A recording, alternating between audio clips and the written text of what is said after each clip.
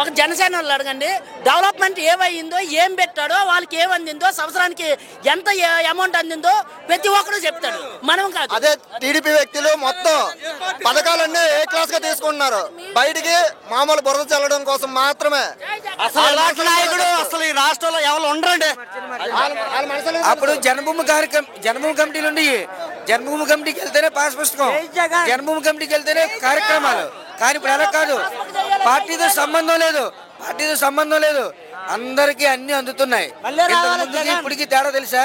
ఇంతకు ముందు పార్టీ ఇప్పుడు అలా కాదు, అన్ని పార్టీలకి చేశాడు జగన్మోహన్ రెడ్డి. వాలంటీర్లు ఇచ్చిన వాళ్ళు ఒక్కరిని నిరూపించమనండి. వాలంటీర్లు లంచం తీసుకునే వాళ్ళు ఎవరైనా ఉంటే పక్కాగా నిరూపించమనండి, అప్పుడు మాట్లాడతానండి. నేను ఒక వాలంటీర్ ఎవడన్నా తీసుకున్నాడంటే చెప్పండి, ప్రాణాలు ఇస్తాం. వాలంటీర్ లేకపోతే జనాలకి ఏది లేదు. అలాగే మనం అన్నాం, కానీ జనాలకి తెలుసు మేము అన్యాయంగా చేస్తున్నాం, నిజాయితీగా చేస్తున్నాం. జగన్ గారికి తెలుసు, రూపాయి కూడా అన్యాయంగా తీసుకోకుండా చేస్తున్నాం. అది గుడ్డిగా అంటే జగన్, జై జగన్.